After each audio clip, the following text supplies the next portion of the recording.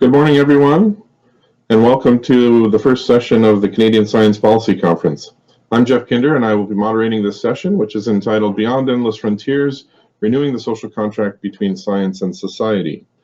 We have a stellar lineup for you this morning, but before I go there, I would like to acknowledge that those of us in Ottawa are convening on the traditional and unceded territory of the Algonquin Anishinaabe people. This morning, we will be talking about the social contract between science and society.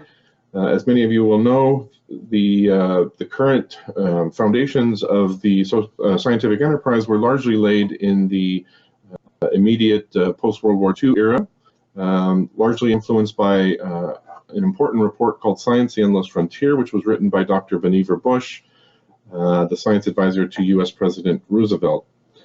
In that report, he laid out a social contract which basically stated that society through government would use public funds to support the scientific enterprise and grant the scientific community a large degree of autonomy in how to use those funds in exchange for the benefits that would flow back from science to society in terms of economic development, health, and national security. 75 years on, the social contract is showing a bit of strain, and so this morning we are going to be exploring some of the elements of the contract and where we might think about how we can renew and strengthen the contract going forward. We have a stellar lineup of panelists for you this morning, so let me just quickly introduce them. First, you'll hear from Shobita Parthasarathy, who is a professor at the University of Michigan in Ann Arbor. I met Shobita in February down in Washington, D.C. at an event of the National Academies that was observing the 75th anniversary of the Bush report. Very, very happy to have you with us this morning, Shobita. Next, you'll hear from Marga Gual, who I've only just recently met, but Marga is an expert in science diplomacy and will be talking about international collaboration. I believe she's joining us this morning from Mallorca. I believe that's right. So welcome, Marga. Then we have Rob Annan, who is the president of Genome Canada. I've known Rob for years, and we have been having a conversation around these issues over the last year. So very happy to have you, Rob, and to advance our thinking this morning. And then finally, my colleague Rhonda Moore, colleague here at the Institute on Governance, who is an expert in science communications and science policy, and will be working alongside me on this project that we are about to launch at the IOG. And I am Jeff Kinder, a longtime public servant in the Canadian Public Service in science and innovation policy, and currently on interchange here at the Institute on Governance, which is a not-for-profit think tank in Ottawa. So what I want to just do is quickly set up the overall project that we are about to launch through IOG, and which we'll be exploring a little bit in this morning's panel. The idea of the social contract showing strain suggests to us that there are perhaps some key elements and key themes that we could explore in terms of how to renew that contract. So let me just tick down through those. First of all, we're going to be looking at the notion of mission-driven research and innovation. The idea that the Bush report was largely about fundamental science, and that's been a dominant theme in the Canadian scene in recent years. The question is, building on scholars such as Mariana Mazzucato and others, can we take a more mission-oriented approach to supporting research that directly supports public purpose? A second major element then is inclusive innovation. Of course, the traditional approach to innovation has been quite closed. The idea here is what happens when we open up innovation to a broader set of participants. It's our contention that as we broaden the who of innovation, that will also affect what innovation is, what we consider innovation, and it will affect the why and the how of innovation as well. The third major element is global research collaboration. If you look back at the post-war contract, it was very much about building national systems of science and innovation to support domestic issues. Of course, today we have international systems and global challenges, and so how do we better support an international collaborative approach through science diplomacy and other means? A fourth major element then is, indigenous and other ways of knowing. Again, traditionally, the scientific enterprise has privileged the natural and health sciences and engineering, paying less attention to the integration of the social sciences and humanities. And then more recently, of course, we are very keen, particularly here in Canada, to think about how can we better interweave Indigenous traditional knowledge alongside Western scientific knowledge for the improvement of both. And then finally, a fifth element would be around the science communications outreach and public engagement, or SCOPE, as we say for short. Here, if you think back to the traditional system, scientists are encouraged to publish science primarily for their peers.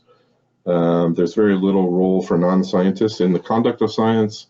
So through this fifth element, we want to look at can we modify incentives to reward scientific communications and outreach, and can we bring the public into the conduct of science through things like citizen science and other ideas. So those are the five major elements, and then there are three major cross-cutting themes around trust, integrity, and ethics. And of course, we're seeing a decline in trust, not only in institutions of authority generally, but even within science, although scientists do tend to enjoy a slightly more preferential view from the public. There still are signs of strain where 58% of those surveyed believe that scientists are not as ethical as they should be. Another major cross-cutting theme is equity, diversity, and inclusion. And we're seeing that not only in terms of the inclusion of women, Indigenous peoples, other historically disadvantaged groups, but also we need to think about in the context of innovation, groups that we may not necessarily think of in the past. So for example, if we pursue automated vehicles, that will put a lot of middle-aged white truckers out of work, what are the implications for them as well? So taking a very broad view of inclusion. And then the final cross-cutting theme is skills. All of these ideas will require us to provide new skills to the scientists, but also think about scientific literacy for the public at large. So obviously we won't be able to drill down into each one of those 8 themes and elements in any depth. So we're going to focus on 3 of them in particular this morning: mission-driven research, global research collaboration, and science communication outreach and public engagement. But I'm sure a lot of the issues will come up across all of them. So with that as an introduction, this is the project that we are launching through the IOG. We're actually putting in a grant application today to SHRC for Partnership Development Grant. We also have a number of federal departments that have shown interest and are coming into this project. And so we'd like to start exploring some of these issues this morning. So without further ado, let me turn it over to Shobita, who is going to give us some reflections on that post-war contract. And over to you, Shobita. Good morning, everybody.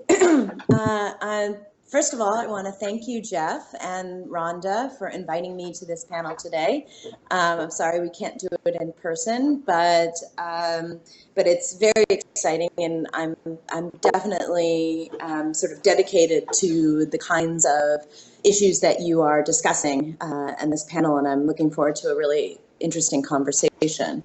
So Jeff asked me to talk about the benefits from the post-war contract and, what, looking at it 75 years since, who is served or underserved, and why it's time to think differently about this contract and perhaps even create a new relationship between science and society.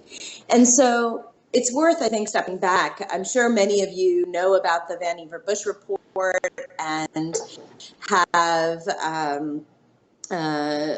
of course, it's a U.S. document created after the Manhattan Project in the U.S. and then really expanded around the world in terms of its structure.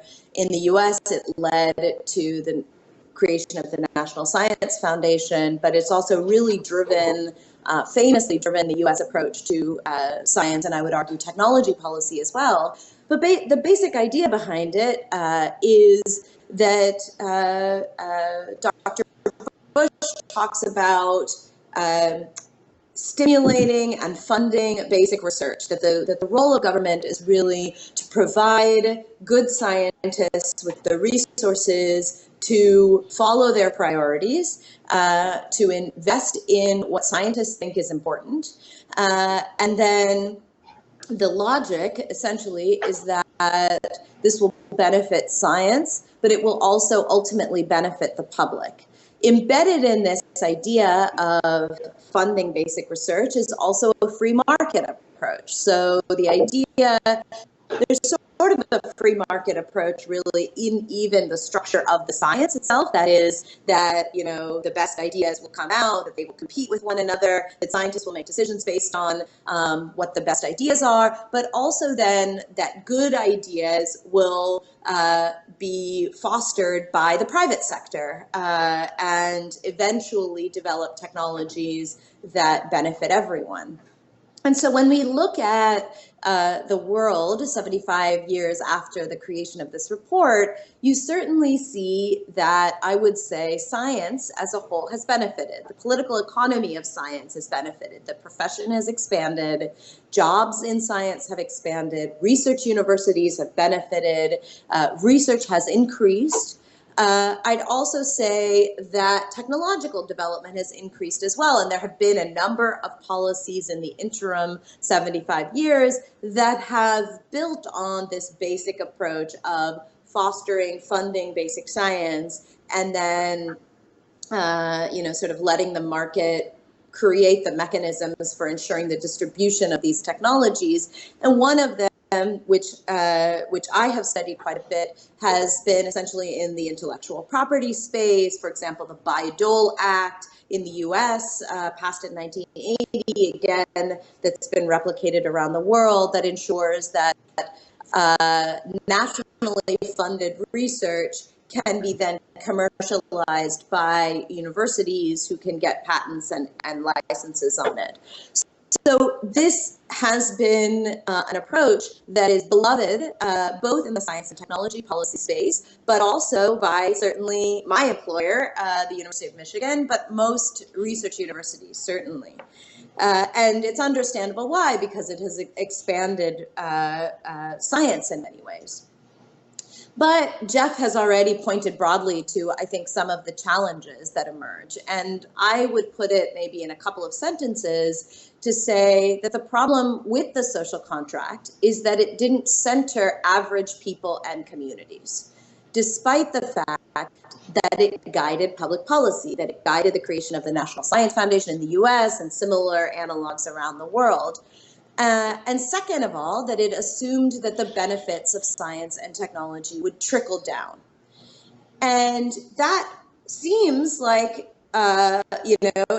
we tend to assume that scientific priorities and public priorities are the same thing. We don't make that assumption, generally speaking, in other areas of public policy, but in part because of the trust that we've historically had in science, we tend to assume that scientists are the ones who should speak for the priorities of science and technology, and that if we fund that the benefits of science and technology, as I said, would trickle down. What we've seen, however, in the last 30 years is a number of phenomena that should cause us to question those assumptions. So the first is that certainly since the 1970s, we've seen growing unrest among communities, among citizens, about the priorities of scientists. And we've seen this in areas from women's health to AIDS research and other kinds of breast cancer research, other disease, other areas areas of disease research. We've seen it in women's health more generally. Most recently, we've seen it in terms of questions around structural inequality in science and technology and racial justice. And while it is absolutely correct that the trust in science continues to be high, although I looked at some data and I think that it's higher in Canada than it is in the US, generally speaking, it continues to be high. There is first growing distrust in government, as we all know, and of course in the US, again, it's historically low. But there is unrest, there is distrust and concern that scientific priorities don't necessarily align with public priorities. And the second concern is that marginalized communities tend to be ignored by the concerns of scientists. And as someone who lives in Michigan, who lives 75 miles from Flint, Michigan, I am have been in the last few years, constantly reminded of this because of the Flint water crisis, where publics were urging both scientists and policymakers to heed their concerns about the quality of the water. And nobody listened to them until those concerns were sanctioned by a scientist.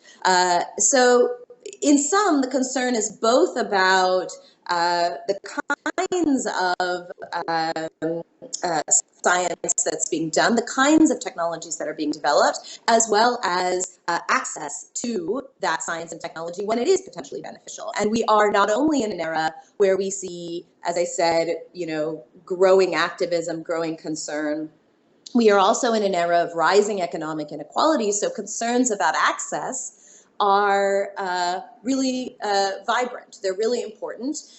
We need to be thinking about not only how can we ensure access to things like essential medicines, like COVID technologies, for example. We also need to be thinking about how do we develop technologies differently? Jeff talked about more inclusive innovation. How can we develop technologies that address the kinds of economic inequalities that we see and perhaps transform these kinds of inequalities? How do we think about scientific priorities in a way that actually match not only public priorities generally, but our growing awareness that that structural racism shapes all kinds of public policies? And I want us to urge us to remember that that also includes science and technology policy. So one example of that, for example, is that the National Institutes of Health, for example, spends 500 times more on genetics research than it does on structural racism and its impacts on health. Now, that is kind of a shocking number in any circumstance, but certainly at the moment, as we see that Black and Brown communities are disproportionately affected by this pandemic, it has even greater resonance now. We realize that even though we may be talking sometimes about minority communities, that the impacts on minority communities have massive impacts for everyone.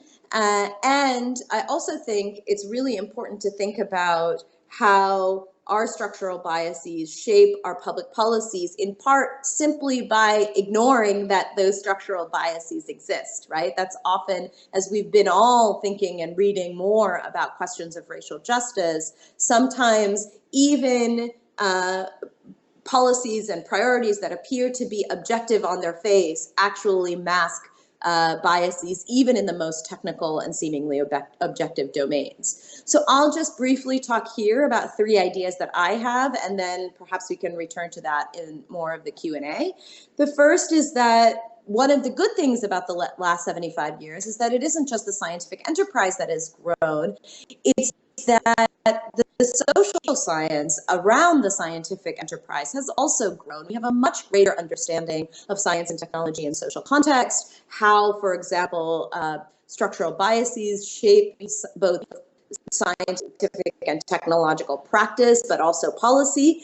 And I think that we need to do much more to incorporate that knowledge in a dialectical way with actual practice and policy around science and technology. The second is that we need to think explicitly about how we can innovate directly and explicitly both for and with marginalized communities, and think about how we need to actually treat these different forms of knowledge as equal.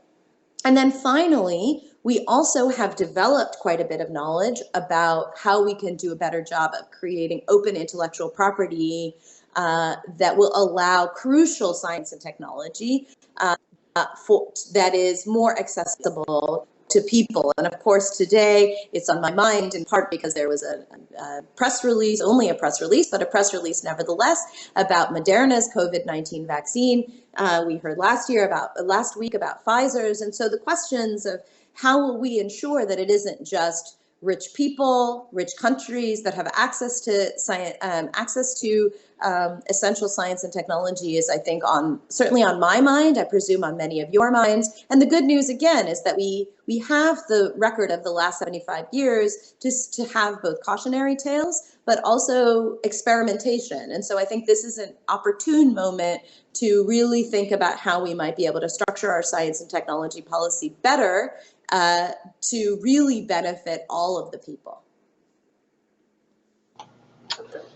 Excellent. Thank you, Shobita. So very rich comments. I think we'll just move on to get the opening remarks from the other panelists, and then we will open up the session to Q&A with the participants. So Marga, I'm going to turn to you. So the post-war contract, as we said, took a very nationalistic approach to the scientific enterprise. Obviously today, our grand challenges are interrelated and international, whether that be climate change or COVID-19. So as we begin to reimagine the social contract between science and society, where would you start in terms of the landscape of global research collaboration and international science diplomacy? Obviously, we do have some key instruments and organizations like the International Science Council or the World Health Organization, UNESCO, to name a few, and they do fulfill some international coordination roles. But where are the gaps in the system, and where would you start to redesign that landscape?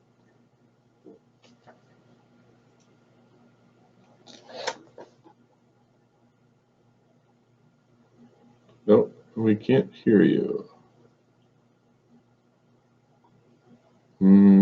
No, we need to get you unmuted somehow. We can see you, but we can't hear you.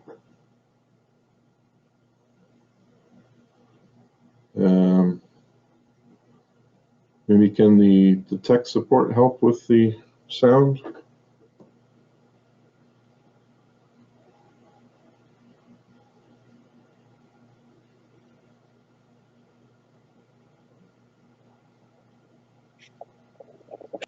Try it again, Marga. How about now? Yes, now we can hear you. Oh, no, now we lost you. Hello? We can see you, but yes. No, yeah, there we go. Yeah, we can hear you now. Oh. Yeah. Oh my God. Final yes? Yes. No, I didn't need it. I'm not in it, Bob. Right. Sorry about that. I'm hearing something in the background from tech support. Do I have the green light to go? Yes. Thank you. Thank you very much. And I'm sorry for this. I think my AirPods were not syncing properly with this new app. So thank you very much for having me. Thanks, Jeff and Rhonda, for the invitation to the IOG.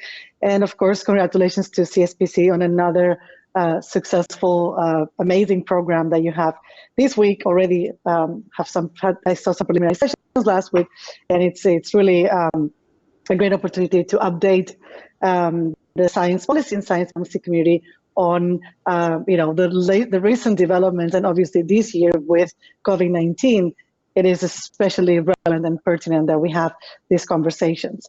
I will talk very, generally for my opening remarks about this question, Jeff, because I think it's $1 million question, and there are so many angles to international collaboration right now. I will say that it was never, like in my wildest dreams, possible to see science and diplomacy, the two words together in the front pages of newspapers, seeing science being, broadcast in public mainstream TV, primetime television, and scientists now becoming public figures in a way that the science communication community was asking for many, many decades.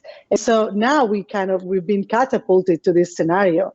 Unfortunately, by COVID-19, a tragedy has really brought us and brought to the global attention the need for better connecting science with international policy and diplomacy. So just to follow from Shobita's intro, I will say that traditionally we have seen international science collaboration as a mechanism to attract the best and the brightest, the best talent, the best brains from around the world into a particular country to improve our competitiveness as a country. So as you mentioned, science policy has been for a long time internationalized with the national interest first and foremost, right? So when we come to the 21st century and with the challenges that you touch upon, climate change, COVID-19, that no country can solve or end on its own unilaterally, we find ourselves with the need to redefine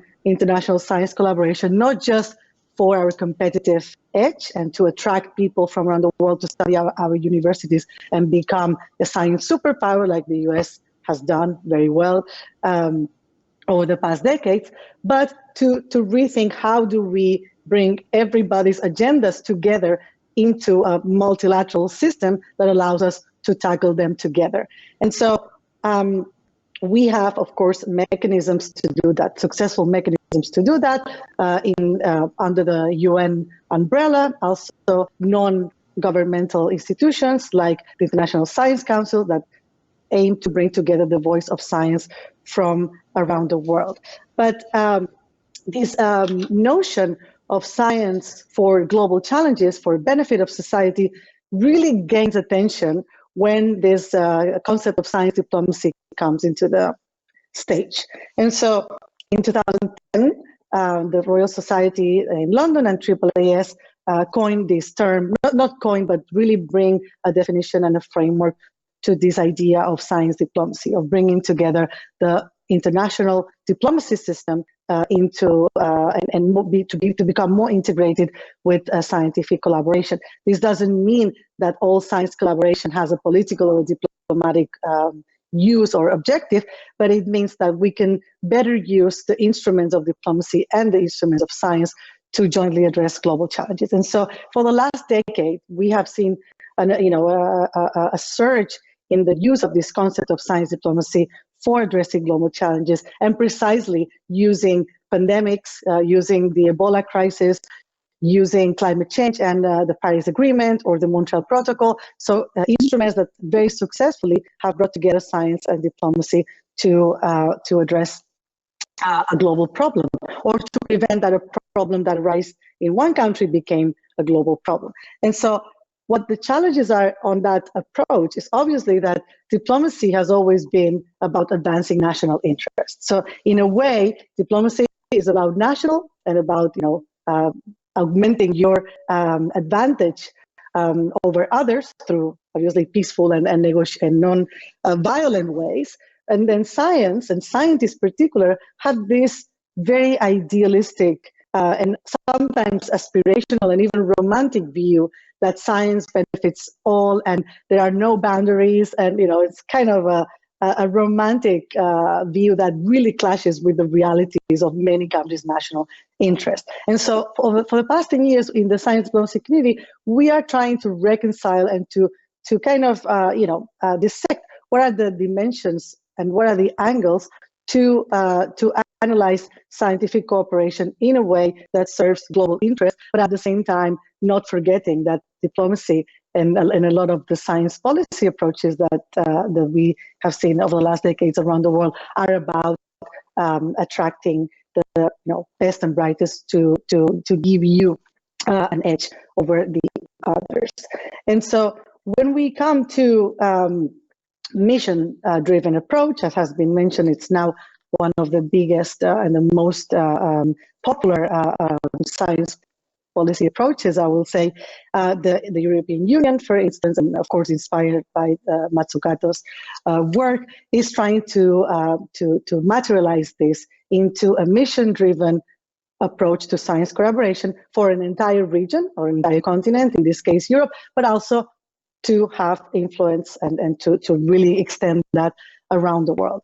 And so there are many, there are different barriers and I think challenges to accomplish this, and we can talk about it in the Q&A when we come to the questions of inequalities, because most of the time when you have an international research program, money doesn't cross borders, and that doesn't mean automatically your counterpart will be able to match your capacities. And so, you know, in recent decades, we have seen how, for instance, other departments and other agencies that are outside the science ministry, for instance, are starting to fund science cooperation as a means of foreign aid, right? So Canada has an outstanding example with IDRC, but also the Newton Fund in the UK, CEDA, the Swiss development agencies.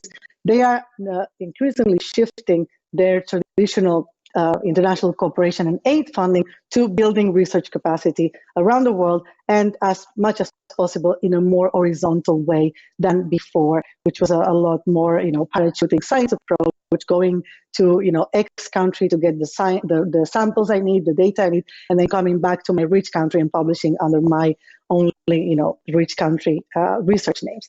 And so this is a trend that's changing, and I think very well aligned from a whole governmental approach with this idea of mission-driven science and innovation. And finally, speaking of institutions, Jeff, you've mentioned WHO, UNESCO, and others.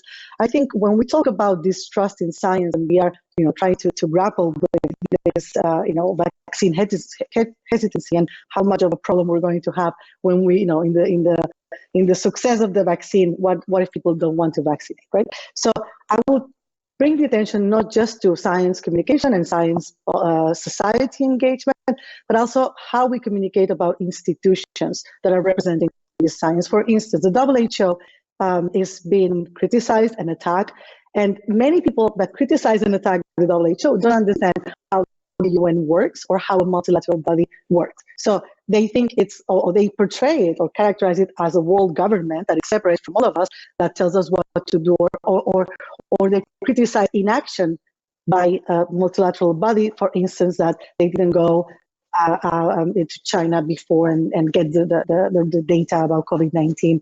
And it is really, I think, this comes to civics education and civics communication, basically, you know, basic notions of how, you know, a multilateral institution doesn't have the sovereignty, doesn't have the jurisdiction to come into a country and tell them what to do. So now this is all being discussed and changed in the WHO, but also in the EU, whether we need to give these institutions more power to detect and surveil and basically warn us and have the power to go into, you know, and into countries that are, for instance, suspect of having an outbreak of a novel disease, and being able to act more forcefully on those early warnings. And so I think that's you know, one of the undiscussed but adjacent and very important aspects of building this trust in, for instance, the WHO, when the time comes for a global mass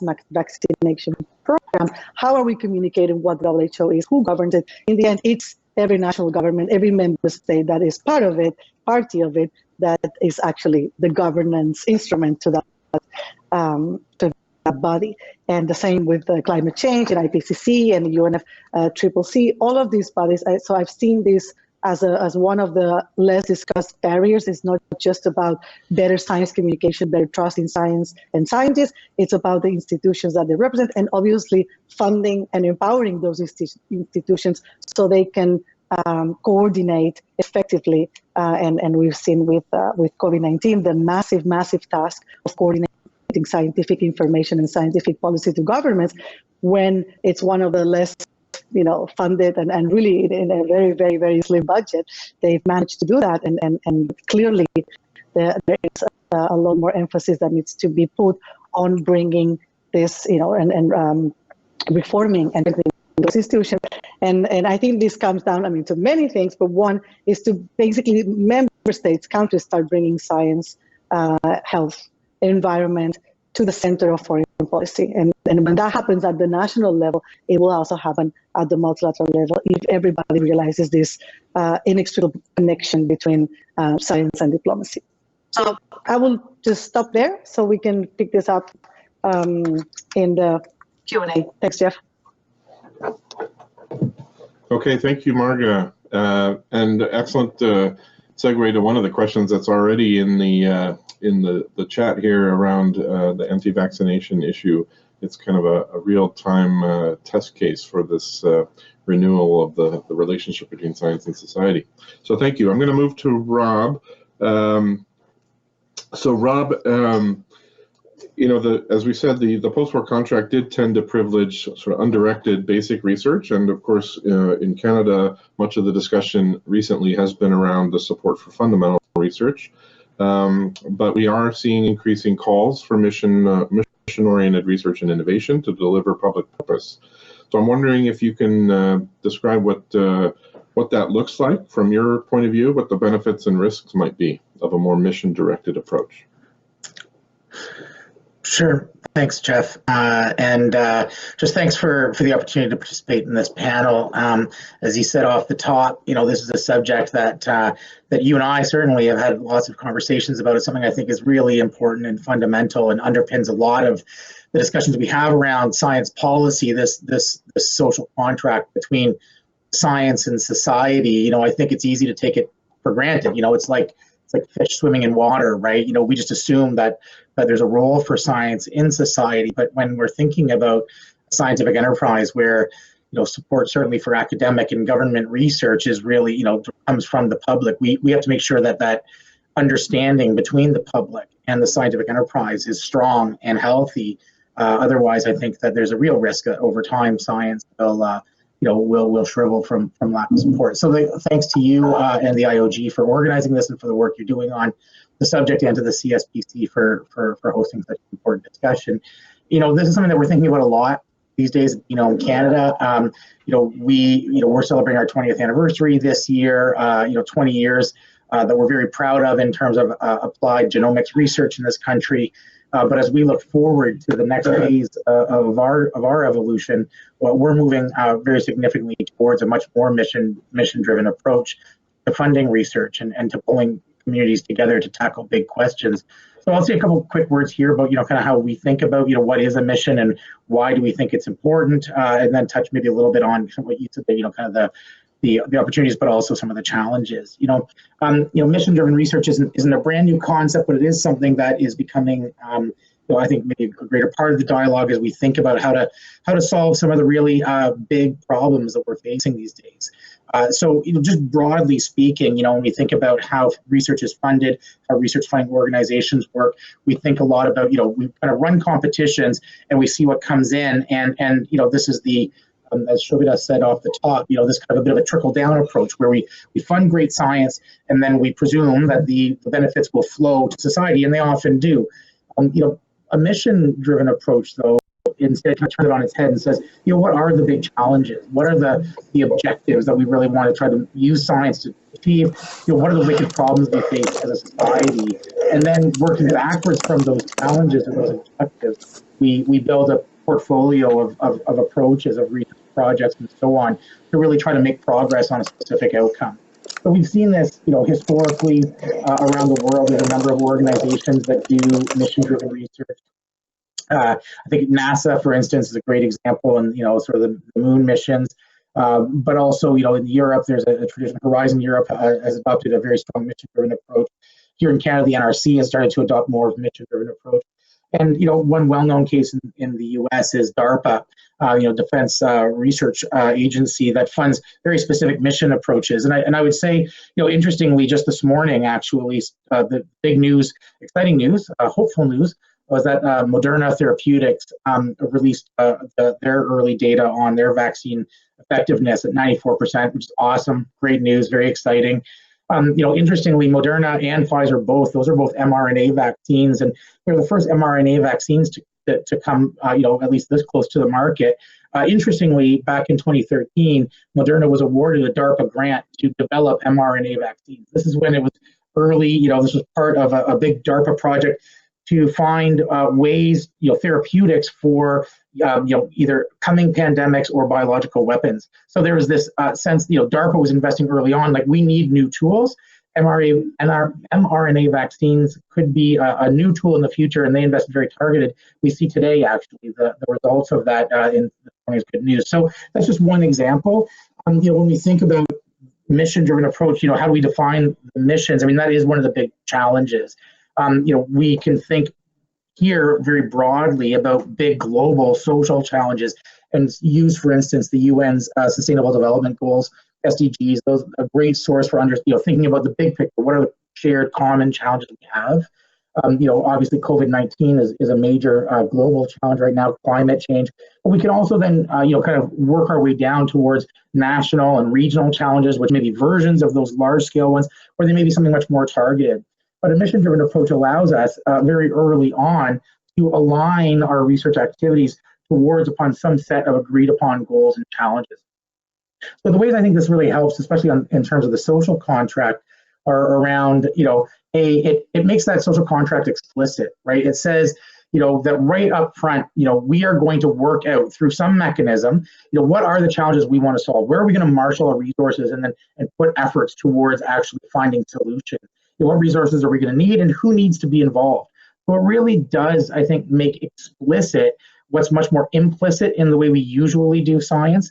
But then that leads to the challenges, right? And the challenges here are, really about, defining those missions, making sure that both in terms of the mission definition as well as the outcomes we're driving towards, that we are being inclusive and equitable, that we're considering diverse viewpoints, so that we're not reinforcing sort of social structures and so on, but instead are using the tools we have to really connect with, the public. And both you and Shobita off the top talked about this, kind of the average person, as it were, right? How do we solve their challenges? Make sure we're doing that. And then the last thing I'll say is just that this isn't an either-or proposition where instead of fundamental research, we're funding, only mission-driven research. Fundamental research, which is much more curiosity-driven, where we don't yet know what the tools would look like, we don't yet know what the knowledge looks like, still has a very important role. So we have to connect these pieces, but mission-driven research can play, I think, an important role in tying science into that kind of social value that then re-strengthens that social contract. Excellent. Thanks, Rob. And particularly thank you for hopefully putting to rest this notion that it's an either or between fundamental and mission oriented.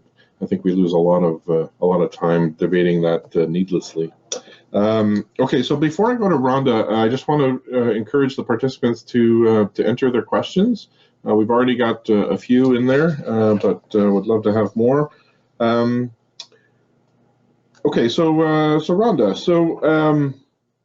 the whole question of scope, or science communications outreach and public engagement.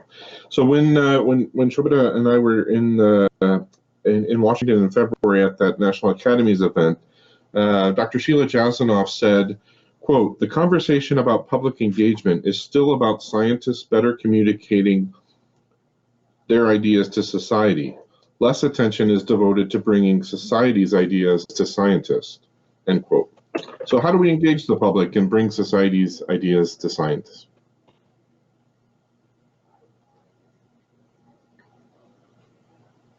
Thanks, Jeff, and good morning, everyone. Thank you for joining our session. I guess the short answer is if I could answer Sheila Jasanoff's question, we wouldn't need this research project.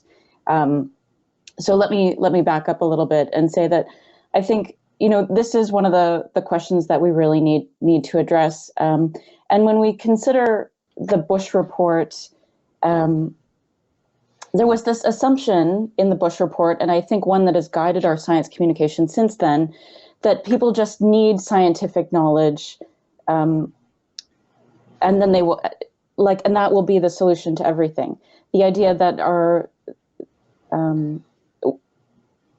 we assume that there's a lack of understanding of science, and that is the barrier to engaging with science.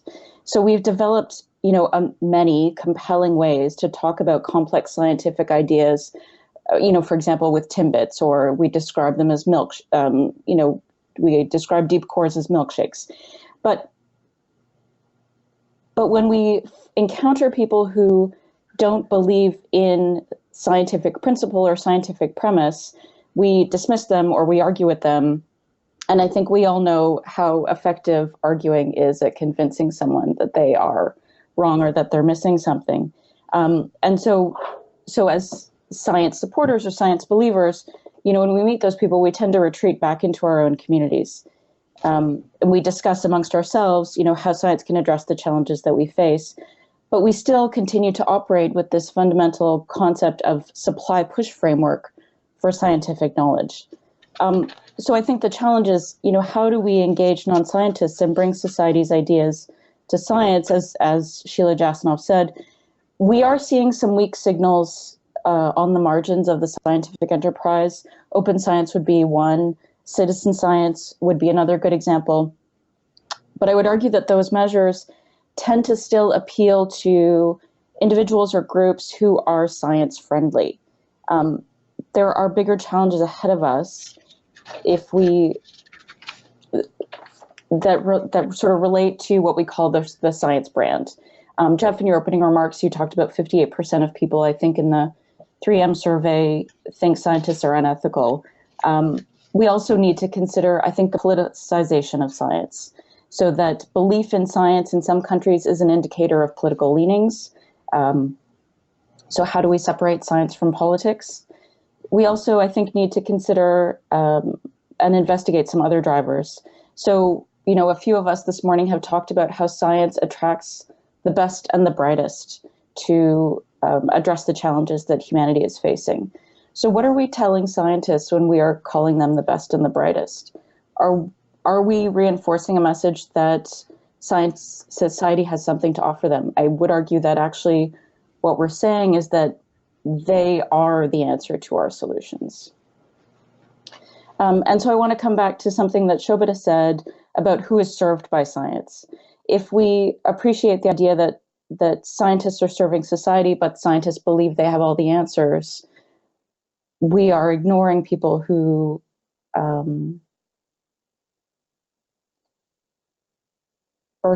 we are, like, there are people that would not necessarily fall into that category of being served by those scientists. So I think we need to look at a couple of things. I mean, there are some immediate policy for science sort of changes, like granting council policies or privileging science communication or knowledge mobilization would be one way to encourage it. A former president of the Social Sciences and Humanities Research Council often talked about requiring social scientists and social sciences to help society understand, and vice versa, the implications of science. But I think we also need to consider access to science and those drivers that exist beyond the ability of someone to understand science and why they would choose not to, or why they don't see themselves reflected in science.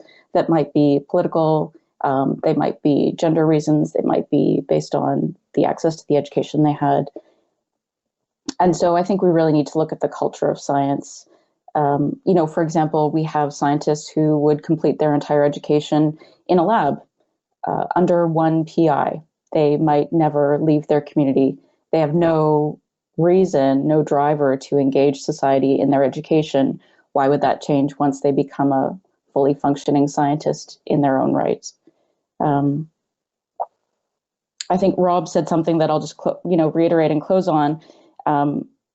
He talked about the desire to, or the need to, solve the problems of the average people. But the education system that we've built to produce scientists does not attract average people. And I mean, not to be dismissive, but scientists are not average people. So how do we change how we enculture scientists to require them to work with average people? Okay, thank you, Rhonda. And I'll come back to Shobita, and then we'll open it up to questions from the participants. But I wanted to pick up on this idea, Shobita, that you said that the post-war contract didn't center on average people and communities. Also, picking up on the point that Rhonda was just making, there is this notion of self-determination through research, and in Canada, of course, our context is that we're attempting reconciliation with Indigenous people. So picking up this idea of communities who have experienced repression or exclusion from the scientific enterprise, how do we start to rethink that, and how do we support those voices that have long been excluded from the social contract? Yeah, that's an incredibly important question, and I guess I would think about it maybe in two ways. Rhonda finished her remarks with a really tantalizing point about how scientists are not average people, and we need to think about how to communicate with average people. And I agree, but I also would encourage us to think about how average people, how can they be scientists? How can we incorporate them into the scientific process? And I also do actually think I don't want to perpetuate the idea that scientists are somehow more than average people, right? That they're extraordinary and then they're average people. So I think that breaking down some of those barriers a little bit can be useful, because it allows us to see, for example, that Indigenous people, Trump voters in the U.S., Black and Latinx communities in the U.S. and elsewhere, marginalized communities around the world, have knowledge to contribute to the scientific process. And that if, in fact, we are engaged in a scientific enterprise where we want to serve society, then we need to acknowledge that these communities have expertise that we can incorporate into our research questions, research data analysis, data collection, data interpretation, at all stages in the process. Because what a lot of, we have seen example after example of communities who feel disenfranchised by both science and by government, who have been actually hurt by science and government. And part of that, I think, comes from this idea that these are separate communities that have to be reconciled. But if we see that these traditionally marginalized communities of all kinds have expertise, for us, what we have as scientists are access to a particular set of tools, particular set of lenses in which to analyze data, for example, a particular set of understandings, but that can then be used. It's about kind of, I think, flipping the way we understand power dynamics to some degree, and going back to what you said about what, Sheila Jasanoff's comments about how we can incorporate what society thinks into science. It's about figuring out what those mechanisms are in terms of how can we privilege that sort of expertise. And even at the front end, that is, how can we ask different sorts of questions that are actually responding to the concerns that people have. And there have been a few different kinds of mechanisms that have been developed, deliberative democratic mechanisms where citizens come together. Often those are helpful, but often they start already with a circumscribed scientific question, right? How should we allocate funding? How should we regulate gene editing, rather than what are your values? What are your priorities? What do you care about? What are you concerned about? And then coming from there, what are the kinds of things that science hasn't been serving you, ways in which science hasn't been serving you? One example that I teach my students, for example, is the case of air pollution in Cancer Alley, what's known as Cancer Alley in Louisiana. And there are other versions of this all over the place. But one of the problems there was that the way that the Environmental Protection Agency measured air pollution was to look at averages. What the problem with that is that the marginalized communities who tend to live near these factories that were polluting the air knew that there were spikes in the air pollution. So measuring the averages didn't allow us to see the spikes, which were actually the causes of the air pollution, right?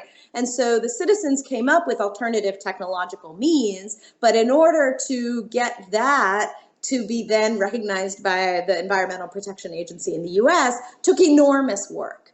And that's just one of scores of examples. But again, I think gets us to think about how can we center citizens? How can we take their knowledge and expertise and know-how seriously in recalibrating these kinds of relationships? The other way that I'll just say briefly is by respecting the kind of innovation that marginalized communities have engaged in for generations.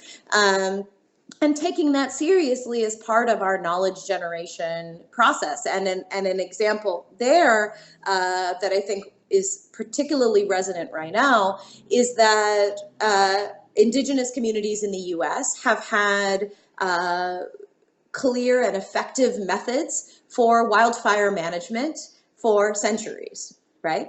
And in part because it came from Indigenous communities, and we couldn't possibly imagine that Indigenous communities had knowledge and expertise. For generations, we in the US have developed all sorts of other mechanisms for wildfire management. And it's only in the last few years that we've begun to recognize that, hey, maybe we aren't doing such a good job and these communities have it figured out. And of course, that kind of phenomenon has happened in Australia, it has happened in other countries. But wouldn't we all do better if we actually took the knowledge of these communities more seriously at an earlier stage? We would all benefit, but that requires humility on our part. And that is difficult, I think, for those of us, and I include myself in this category. We spent a whole lot of time getting a whole lot of degrees, doing science, writing publications to sort of see these kinds of communities as having also knowledge and expertise.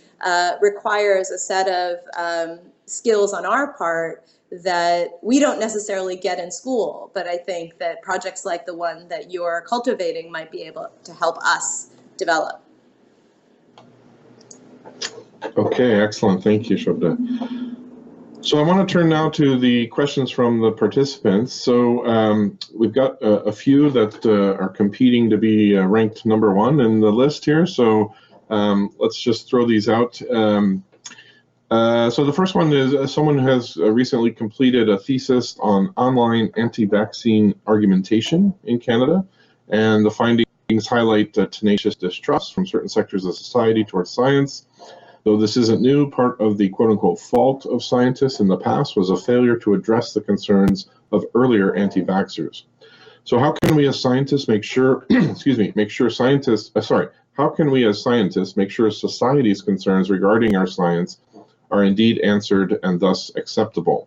So obviously we've been talking around this issue, but maybe some of the others want to jump in on maybe what are the specific mechanisms for how we can do this. I mean, Shobita mentioned the sort of the more deliberative approaches that involve citizens, but others have ideas around specific mechanisms for ensuring we bring society's concerns to science.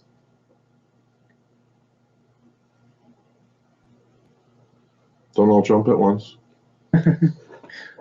I'll say a couple things on that. I mean, this is something that obviously is extremely important right now as we face down COVID-19, but it's a version of what we've seen before, and certainly, with us in Genome Canada, GMO conversations, echoes there as well. And I think one of the things that as scientists we, and this is a conversation that comes up a lot at this conference, right?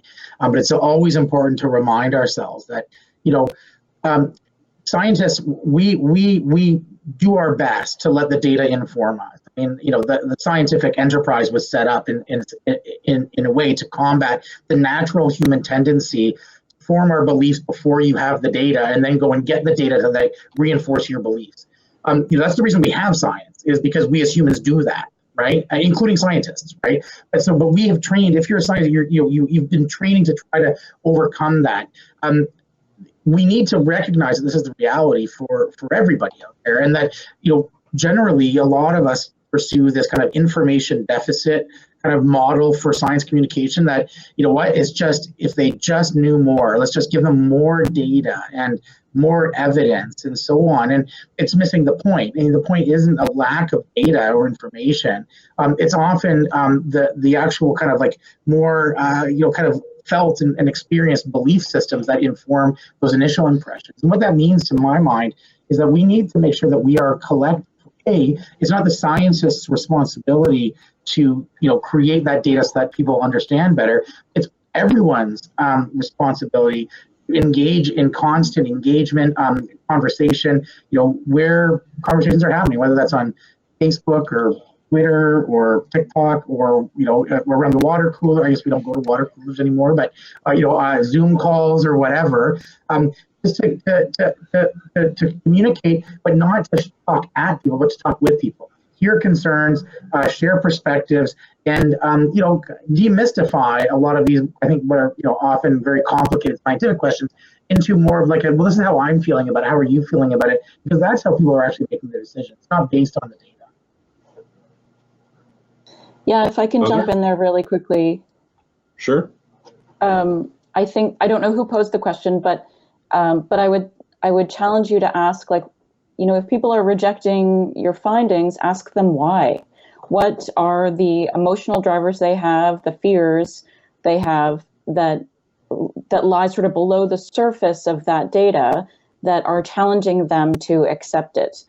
So Andrew Auckland uses this fabulous image of an iceberg, and he talks about, our own personal position or narrative like an iceberg. And we all know that when we see an iceberg, we see about 30% above the water, and the rest of the mass is below the water. And how we relate to issues is not unlike that iceberg. What we tell people is the top portion above the water, but our emotions, our drivers, our fears, all that stuff is the piece below the water. As scientists, and science communicators, we live really comfortably in the portion above the water, but we're never going to convince anyone or even understand where people are coming from if we don't go below the water and start talking about emotions. So I would ask you to, back to those communities that are rejecting or not supporting, or, I don't want to make this more inflammatory, but why are people not believing, accepting, understanding what you want to tell them? What's preventing them from getting to that place? Yep, good. And in fact, I think we've covered off another question that was submitted from Brian around, he asked, what is the first step scientists and science leaders should undertake to move the collective conversation beyond the shouting of scientific fact on one side and ideological belief on the other? So thank you for those responses. Let's shift gears to this other high-ranking question here from Peter McKinnon. Peter asks, how do you link intellectual property to the social contract, given that IP can have major economic implications, but for whose benefit with respect to the social contract? Shobita, maybe go to you first. About that. So I think what's interesting about the Bush social contract, and as someone who studies intellectual property and has done so for a very long time, it was interesting to me in preparation for the symposium that you and I attended earlier this year, Jeff, that when I went back to read the Bush report, that to observe his approach and his view of the relationship between science, commercialization, intellectual property, and society. And what he talked about has really come to fruition, is really how, certainly in the United States, and I think around the world, how we understand science, intellectual property, and markets, which is basically that the benefits of innovation will trickle down. In a nutshell, that's our approach, that it will trickle down through the market. because again, the market will, do the sorting for us, and it will ensure that technology becomes available, but in the process that we need to reward those who have engaged in invention in order to continue to promote invention. And that is the key here, because the origins of our intellectual property systems, and in particular our patent system, is based on the idea that we need patents in order to stimulate innovation, and we need to stimulate innovation in order to benefit society, right? The problem with that is that we now know that patents don't always stimulate innovation. There are a variety of cases where patents actually stifle innovation. We also know that patents can also make it hard for people to get access to technology. And yet we now have intellectual property systems, and specifically patent systems, and this is what I've written a book about and a lot of articles, that are ossified in the view that patents are crucial in order to create markets and ultimately create better social benefit and economic growth. And so even though there is a growing amount of evidence that suggests that it's at the very least a more complicated picture than that,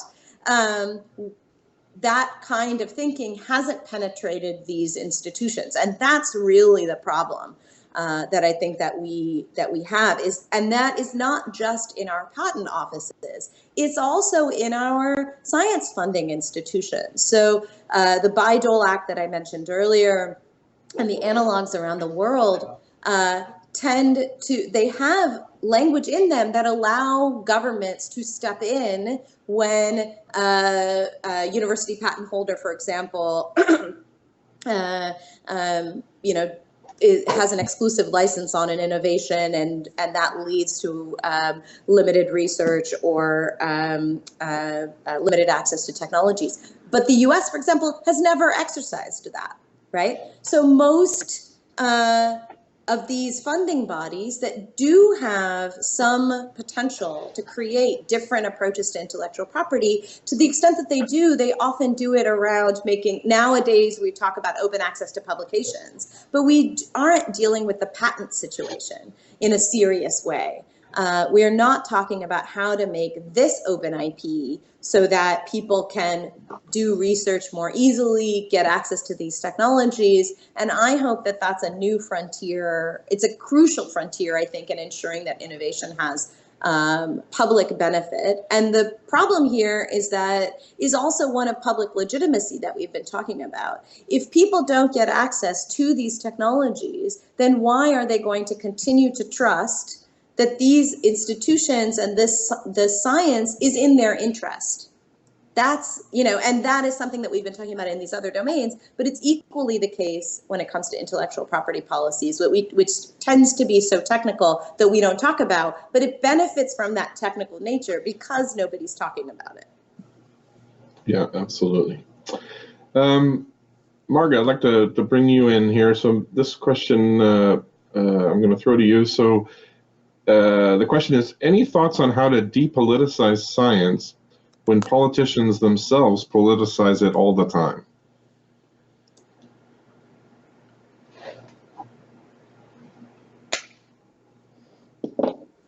Yes. Okay. Am I on again? I'm checking every time. Yep. Okay. Cool. So yeah, that's a very interesting question. And I think we've seen in real time how what we thought were very established systems of science advice to government have failed.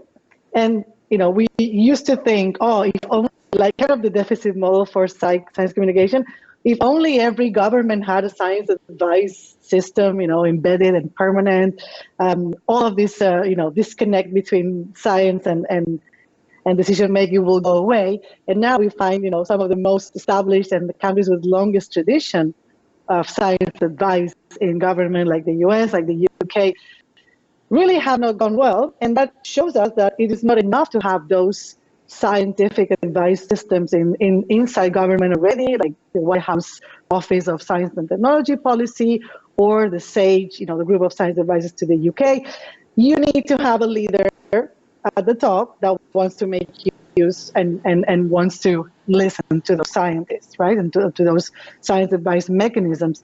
And so that's been a huge lesson, and really, I mean, there's an entire research field of just analyzing how and what went wrong when we thought that it would be just sufficient for every government to have those systems, and so in that case, if that elected leader doesn't want to make use, doesn't want to listen to science, doesn't want to let the scientists recommend the options for the handling of a crisis, then it comes back to which leaders are we electing, right? Because we are not saying that scientists should make the decisions. Scientists are not elected to make decisions for the people. Scientists are advising, providing options, recommendations, making those science available and in a packaging in a way that decision makers can decide. That's what they were elected to do.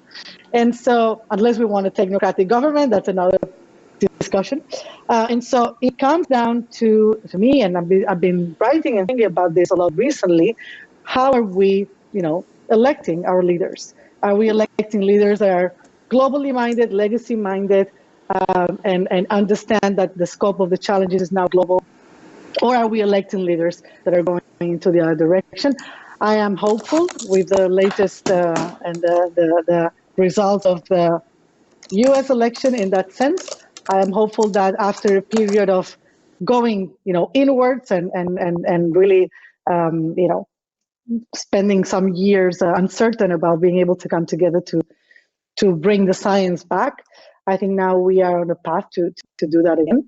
But it really comes down, how are we valuing in our election, in our democratic systems, and are we electing the leaders who are campaigning on those, basically basic trust in science or not?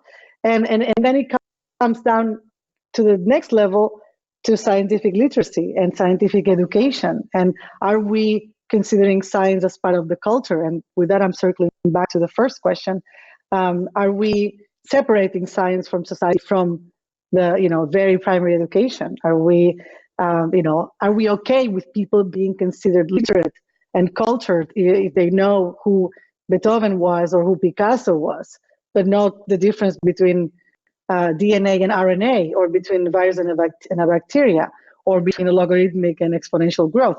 That is the culture, the scientific culture that we need right now, that most people studied, in whatever grade and don't remember anymore. And that is not their fault. So, how are we, bringing back scientific literacy, scientific culture, and then making sure that informs our choices when we elect our next leaders? That's my hope. Electing leaders that will listen to the science, and I think I have optimism in the last few weeks to see that coming back. Yes, let's hope for the best. Others' views on the depoliticization issue? Yeah, I'll just say one thing. I mean, just maybe a slightly different perspective or different angle on it is just to say that, I think we are being naive if we don't think science is political, frankly. I mean, I'm not talking here about capital P political or partisanly political, but look, my training is in biochemistry, but a full credit to the social scientists in my life who have taught me that everything's political, right? I mean, the choices we make around, what gets funded, what gets talked about, where we engage, where we don't engage, who's included, all of that stuff that's politics. And the politicians that we elect give voice very publicly to feelings, among their electorate or what have you. But we are not passive observers who are outside the political dynamic, who simply just speak the truth and then it gets, corrupted by the political systems. I mean, we're part of that. And I think that the sooner we recognize that, the better, the stronger the social contract is. And that's not to say, okay, so from now on, I'm going to, align with this group of politicians or that group of politicians, but to understand how our decision making informs the political dynamic, and not to assume that, like, well, if you were smart, you would understand that what we're saying is exactly right, but if you're dumb, you'd probably be on that political team or whatever. Like, I just think that we need to recognize that everything we're doing is deeply political, just through the decisions we're making. So the more explicit we make that, the better it will be for science. Rhonda? Yeah, I just want to, oh, sorry. I think we all want to weigh in. This is a really great question. I'll be really, really quick and just say that I think from a communications perspective, we can, I agree with everything Rob has said. Science is political and all the decisions we make are political. And there's a quote from a theologian that I really like, and he talks about, our money is, how we use our money demonstrates our politics. And I think we can draw parallels to that with scientific evidence or information. What I would say, though, is I think we have some improvements to make on how we communicate science and how we separate scientific findings from political advice or from political decision making. And that and this is maybe one area where social media actually is a hindrance to us. Not that it isn't a hindrance in other areas, but this constant pressure to be more and more succinct blends data with advice. So positions sometimes what could be scientific statement with political advice. And so we have some work to do, I think, to increase or improve the nuance in how we deliver those messages. I think there's a delay on my end a little bit by a couple seconds, but I just wanted to briefly say on this point, because it's something that I am interested in and passionate about, is that I think for those of you in the audience who are sort of shocked and unsettled by this idea that Rob raised, that science is political, I just wanted to refer you to a couple things. The first is that Nature just did a wonderful podcast series that I had the honor of participating in called Stick to the Science, When Science Gets Political. And I thought that it was it's a 3-part short series, but it's a wonderful introduction to thinking about some of these issues. And if you don't mind a second of self-promotion, I'll also say that with my colleague Jack Stilgo at the University College London, I co-host a podcast called The Received Wisdom, where we also centrally talk about these issues too. And I can highly recommend that series. It's excellent. I'm gonna, in the interest of time, I'm gonna combine 2 questions that are related to this issue that Marga raised around education, and then throw it back to you. So one question is, as scientists, how can we as scientists ensure that, quote unquote, serving society is valued in science? How can we cultivate and select scientists who actively engage with the community? And then a somewhat related question is, do you think there should also be education for researchers to understand how their scientific research could impact society and vice versa? So I think these are getting more at the how do we educate and train future scientists in a different way. Yeah, so maybe I'll start in part because I direct as you said, I direct a science, technology, and public policy program at University of Michigan. And one of the things that we've done since 2006 is that we train graduate students from across the university. They can receive what's called a graduate certificate. It's like a minor in science and technology policy. And we've got about 2/3 of our students come from the natural or physical sciences and engineering. And we teach them about the policy landscape, the political landscape, why and how science and technology are political, how to communicate to policy audiences and to consider the audience in writing. You know, we all are passionate about our corner of the universe. For example, for me, it's patents, but how do you talk about those things in a way that other people care about? But a big, crucial part of this, and we also talk a lot about the social and ethical dimensions of science and technology, which are increasingly in the news and people care about. We've had growing interest in the last 4 years. I'll be curious to see whether now all of a sudden scientists and engineers don't participate because they don't think science is political anymore, but we'll see. But the thing that I just want to say that I think is important, and this is important for both undergraduate students and graduate students, is that we see a growing a growing number of initiatives of science for good or tech for good or data for good. And in those initiatives, we tend to black box what the good part is, what the public interest is. We tend to assume that we know what those things are, that they're self-evident. And one of the things that I try to do with my students, and I'm trying to develop more and more mechanisms for this, is to allow that to be an opportunity for community groups, for others to help students and budding scientists understand that the good part, it really depends on where you're sitting in society and what you care about, and then to think in a more sophisticated way about that. And I'm lucky, you know, our students get to go, they now work in policies, a number of them still work in science, but of course we know that as scientists go forward in their careers, you know, people like Rob, they become essentially participants in science policy, right? So then understanding these kinds of complicated things are crucial.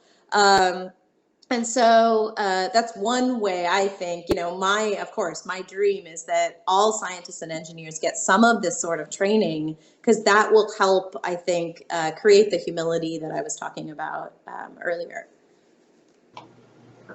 Others? Yeah, I will say that this is a big part of my job and my work for the last 8 years. With the AAAS, I was at the Center for Science Diplomacy, also with ASU, at CSPO, and a number of other places. This has been my goal, train scientists to understand the global policy implications of their research.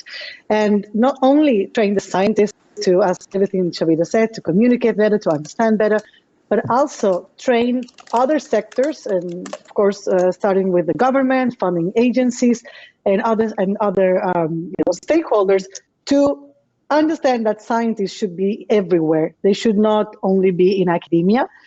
They should be placed everywhere in society. And so there are mechanisms to do that in many countries, like the US and Canada have science policy fellowship programs that directly bring scientists after their PhDs into a government placement. That is absolutely fantastic. But many countries in the global south don't have those mechanisms. So, you know, big part of my focus is working with countries outside the US, EU, Canada, Japan, Australia, New Zealand, which are the countries that do have those mechanisms, to try to, create the conditions and the incentives for all countries to have this type of mechanisms that have been so successful in the global north. So I always encourage everyone that's not in one of the countries that have those mechanisms, and even if you have those mechanisms, you can always have more, but especially in the global south, to bring more conduits for scientists to participate in other sectors of society, because this is a huge gap. And when we talk about these policy fellowships, we always talk about the global north, and we don't realize that there's a big opportunity to bring those type of mechanisms from the countries that do have them and they have experience and lessons learned to try to replicate this at the global scale, of course, within the context of those many other countries that still don't have those instruments. So that's what I wanted to say in terms of how we can, more concretely and practically broaden the view for scientists. No better way than spending some time in the government office to kind of demystify the, illusion and romanticization of policy as something that's like super exciting. Okay, so thank you, Marga. So we've got 3 minutes minutes left, so I'm going to just go around the horn here, and everyone can have 30 seconds to give a final closing thought. What's the key takeaway message for our participants in terms of can we get beyond endless frontiers? So, Rhonda, I'll go to you first. Sure, thanks. I think I will just choose to share a different analogy of an issue that we've been talking around this morning, which is privilege and humility, and this idea that, in fact, I think what we need to aim for is a recalibration of science with society as equals. And so we do that by increasing diversity, increasing inclusion, promoting equity, and as Marga so inspiringly said, we put scientists everywhere. So we mix it up. Okay, thanks, Rob. Yeah, I just first of all, I want to thank all my fellow panelists. This has been super engaging, and I've learned a lot from the different perspectives. For me, a takeaway here is that, when it comes to the social contract, we have to make sure, especially if we're talking on the science and kind of science policy side, that we're not thinking about this as kind of unidirectional. This isn't about how do we convince the public to really support what we do? How do we get them to think differently about us?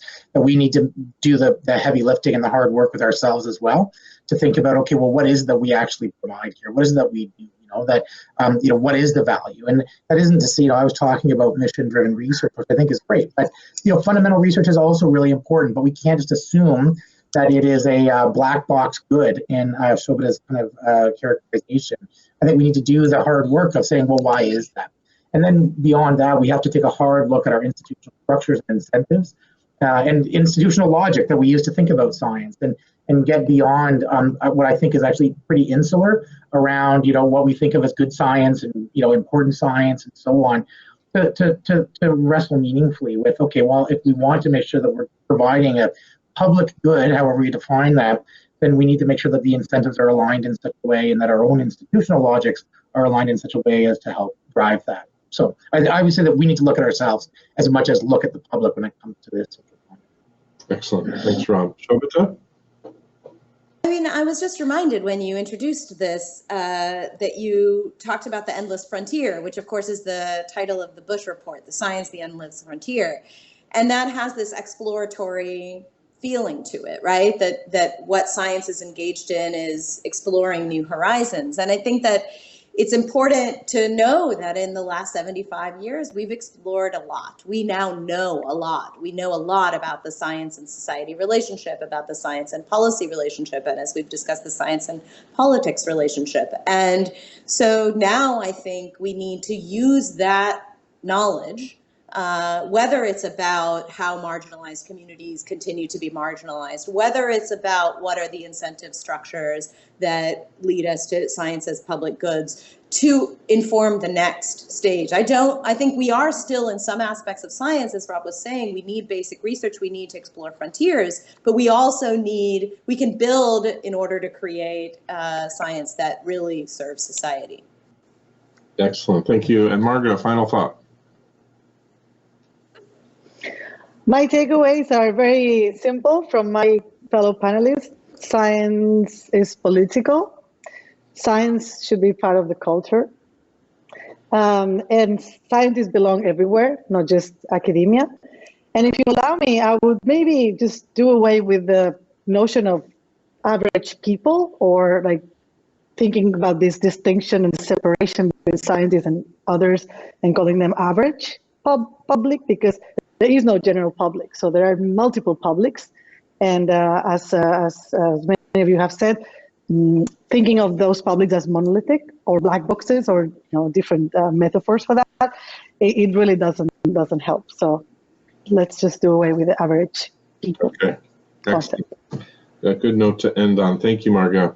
So everyone, please join me in a round of applause for our panelists. I thought it was an excellent, very rich discussion. Just to close, I would say that we are about to launch this major research initiative in this area. So if you're interested, we'd love to hear from you. And with that, I guess there is a survey up now for people to rate the panel, and we'll say thank you and have a great conference this week. Goodbye, everyone.